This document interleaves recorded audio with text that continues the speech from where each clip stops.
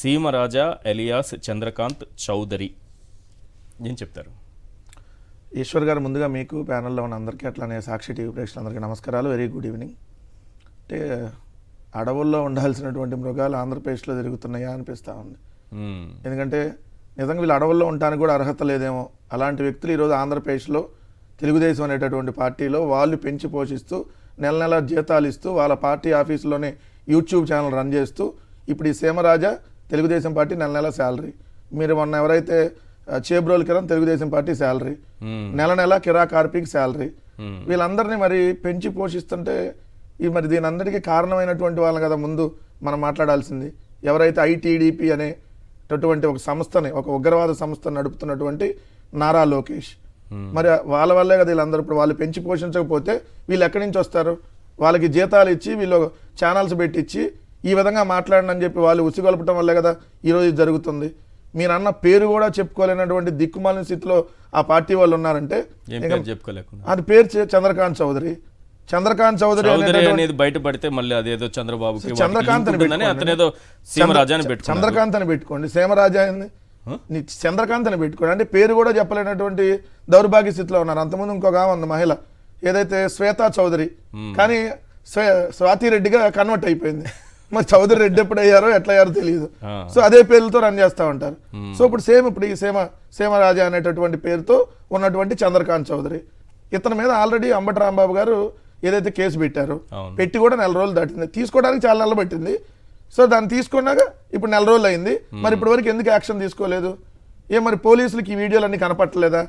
ఎందుకంటే ఈ రాష్ట్రంలో పోలీసులు ఏదైతే ఎవరో మీద ఏదో కేసు ఉంది, సో వాళ్ళ మీద ఏదో పాత కేసులు ఉన్నాయి కాబట్టి మేము రోడ్డు మీద కొడతాము అని చెప్పిన వాళ్ళకి మరి సీమరాజా అనేటువంటి ఒక దొన్నపోతూ ఒక అడవి మృగం. సో అలాంటి వ్యక్తులు అతని భాష మీరు వాడకండి, అసలు అలాంటి అడవి మృగానికి అసలు మనం పేరు పెట్టే మాట్లాడకూడదు. సీమ అనేది ఒక రాయలసీమ అంటే ఈరోజు ప్రపంచంలోకెల్లా ఓ మంచి ప్రాంతంగా, ఓ రతనాల సీమగా, ఒక మంచి ఆప్యాయత గల ప్రాంతంగా ఉన్నటువంటి ఆ సీమ పేరుతో వాడు రాజా అనేటటువంటి ఇంకో పేరు తగిలించుకొని ఇట్లాంటి ఏదైతే పనులు చేస్తున్నప్పుడు వాడిని ఖచ్చితంగా అడవి మృగమే అనాలి. సో అలాంటి మృగాల్ని మరి వదులుతున్నటువంటి వాళ్ళ మీద ఖచ్చితంగా తీసుకోవాలి కదా. దీనికి పెంచి పోషిస్తుంది తెలుగుదేశం పార్టీ అంట. ఎందుకంటే మీకు నారా లోకేష్ ఎన్నికలకు ముందేం చెప్పాడు? ఎక్కువ కేసులు మీరు పెట్టించుకుంటే నామినేటెడ్ పదవులు ఇస్తా, మీరు ఇలానే దౌర్జన్యాలు చేయండి, తిరగబడితే రేపు పొద్దున అధికారంలోకి వచ్చినా నేను పదవులు ఇస్తా అన్నాడు. అట్లానే కొంతమందికి పదవులు ఇచ్చాడు, లైక్ పట్టాభి, లేదంటే మీరు అన్నట్టు గ్రేష్మ, ఒకరికి ఇచ్చారు కదా. బోషిడికి అన్నాళ్ళకి కార్పొరేషన్ చైర్మన్ తొడలగొట్టి వైసీపీ నా డాష్లను లాక్కొని 2 బస్సుల్లో కన్నాకి ఎమ్మెల్సీలు. మరి ఈయన కూడా రేపొద్దున ఇంకో కార్పొరేషన్ చైర్మన్ కోసం ఉన్నారేమో, అందుకని ఇంత బరితెగించి మాట్లాడుతున్నారు. దానికి అర్థమే కదా. వాళ్ళు ముందు నుంచి కూడా తెలుగుదేశం పార్టీ ఇక్కడ అమాయకులకు అన్యాయం జరుగుతుంటే ప్రభుత్వం ముందు నుంచి తెలుగుదేశం ముందు నుంచి కూడా తెలుగుదేశం పార్టీ వైఖరి అలానే ఉంది సార్. ఎందుకంటే మీరు 2017 నంద్యాల బై ఎలక్షన్ లో సాక్షాత్తు తెలుగుదేశం పార్టీ అధ్యక్షుడు అక్కడ సోమిశెట్టి వెంకటేశ్వర్లు అతని పేరు, టీడీపీని గెలిపిస్తే రౌడీ షీట్ ఎత్తేస్తాం, ఏదైతే రౌడీ షీట్లందరికీ రౌడీ షీట్లు ఎత్తేస్తామని చెప్పి, టీడీపీని గెలిపిస్తే రౌడీ షీట్లు ఎత్తేస్తామని ఆయన ఇచ్చినటువంటి స్టేట్మెంట్ ఏది నంద్యాల బై ఎలక్షన్లో. అట్లానే మీరు చూస్తే వాళ్ళ ఒక మినీ మహానాడు జరిగింది తిరుపతిలో. బొల్లి భాస్కర్ నాయుడు అనేటటువంటి ఒక వ్యక్తి చంద్రబాబును ముఖ్యమంత్రి చేయడానికి అవసరమైతే మర్డర్లు చేస్తా. మరి వీళ్ళందరూ ఏ విధంగా వాళ్ళు ఉసుగొలుపుతున్నారు చూడండి. ఇప్పుడు ఇతను కూడా అదే కదా. ఇప్పుడు ఎవరో దారిని పోయే వాళ్ళు ఆరన కొడితే వాళ్ళకి వినపడకపోవచ్చు, వినపడకపోతే, కానీ ఇక్కడ బాధ్యులు ఎవరంటున్నాను? పోలీసులు దీనికి కదా. ఎందుకంటే పోలీస్ స్టేషన్లోనే అతను తీసుకెళ్ళాలని కొడుతున్నాడు. మీరు ఆ విజువల్ చూడండి.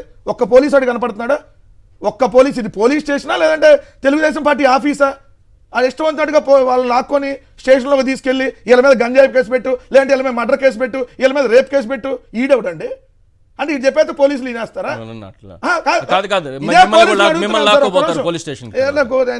చాలా మంది చూసారు కదా సార్ ఇట్లాంటి వాళ్ళని. దాని గురించి భయపడే కాదు. ఒక మాట సార్, ఒకటి నేను అడుగుతున్నా, పోలీస్ స్టేషన్కి వెళ్ళి వీళ్ళని లాక్కొని అతను పోలీస్ స్టేషన్కి తీసుకెళ్ళినప్పుడు అది పోలీస్ స్టేషనా తెలుగుదేశం ఆఫీసా? ఇతనికి లాక్కెళ్ళి తీసుకెళ్లే హక్కు ఉందా? ఎవరినైనా పోలీస్ స్టేషన్కి ఇతను లాక్కొని తీసుకెళ్లే హక్కు ఉంటుందా? వాడు నిజంగా వీళ్ళకే ఉన్నా వాళ్ళ మధ్య జరిగితే వెళ్ళి నువ్వు కేసు పెట్టు. సో పలానా దానికి సంబంధించి నువ్వు వాళ్ళందరూ లాక్కొని పోలీస్ స్టేషన్కి తీసుకొని వెళ్ళి వాళ్ళ మీద గంజాయి కేసు పెట్టున్నారు చూడండి. 4-5 గుంపుకున్నారు. మీకు విజువల్స్ కనపడతా ఉన్నాయి క్లియర్గా. సో అంటే పోలీసులు అక్కడ కనపట్ల. అంటే పోలీసులు కూడా మరి పోలీస్ స్టేషన్ వదిలేశారా? తెలుగుదేశం వాళ్ళకి అప్పచెప్పేశారా? మీ ఇష్టం ఉన్నట్టుగా మీరు ఇక్కడ ఏ కార్యకలాపాలు కావాలంటే అవి చేసుకోండి అని. మరి ఇదే పోలీసులు మాజీ మంత్రుల మీద మాట్లాడుతున్నటువంటి భాష, వ్యవహరిస్తున్నటువంటి తీరు, నిన్న అంబటి రాంబాబు గారి మీద, అది కూడా అవి కూడా ఉన్నాయి మన దగ్గర. అంతకుముందు సిదిరి అప్పలరాజు గారి మీద, లేదంటే విడదల రజనీ గారి మీద, ఇదే సిఐలు వ్యవహరించిన తీరు. మరి ఇట్లాంటి వాళ్ళ మీద కదా మీరు చర్యలు తీసుకోవాల్సింది. ఇట్లాంటి వాళ్ళకేం పోలీస్ స్టేషన్ అప్పచెప్పేస్తారు. ఇదేదో మీ తెలుగుదేశం ఆఫీస్ లాగా, పాయింట్ బాగుంది, తెలుగుదేశం ఆఫీస్ లాగా పోలీస్ స్టేషన్ లాగా అప్పచెప్పేస్తారు. నిన్న రాంబాబు గారు ర్యాలీకి వెళ్తుంటే దాన్ని ఈ రూట్ లో కాదండి అంటే ఆయన ఇంకో రూట్ లో వెళ్ళాడు. మళ్ళీ ఆ రూట్ కూడా కాదు, ఇంకో రూట్ వెళ్ళాలి. ఎన్ని రూట్లు తిప్పుతారు? రైట్, అక్కడ చూడండి కనిపిస్తుంది.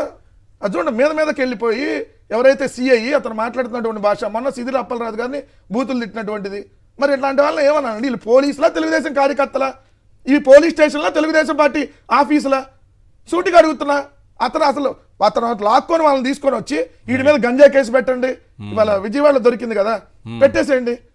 మీరు ఎట్లానే కదా రోజు తప్పుడు కేసులు పెడుతుంది. ఇలానే తప్పుడు కేసులు పెట్టి ఇలానే సోషల్ మీడియా కార్యకర్తల నుంచి వైఎస్ఆర్ కాంగ్రెస్ పార్టీ అందరి మీద మీరు ఇదే విధంగా పెడితే ఎక్కడికి పోతా ఉన్నాం మనం? ఈ రాష్ట్రం ఎటుపోతా ఉంది? నిజంగా అసలు ప్రజాస్వామ్యం దేశం అని చెప్పుకునేటటువంటి దాంట్లో ఇవన్నీ అప్రజాస్వామ్య కార్యక్రమాలు రోజుకి పెచ్చు మీరు జరిగిపోతా ఉంటే పోలీసులు మళ్ళీ నీతిమంతులాగా కొంతమంది, అందరు పోలీసులు చాలా మంది మంచి వాళ్ళు ఉన్నారు. ఎవరైతే తెలుగుదేశం పార్టీ జెండా కప్పుకొని పనిచేస్తున్నారు ఆ పోలీసులకి ఖచ్చితంగా కూడా హెచ్చరికలు జారీ చేస్తా ఉన్నాం వైఎస్ఆర్ కాంగ్రెస్ పార్టీ నుంచి. ఖచ్చితంగా మీ మీద ప్రైవేట్ కేసులు వేస్తానే ఉన్నాం. రేపు పొద్దున కూడా ఇంకా వదిలేటటువంటి ప్రసక్తి కూడా లేదు.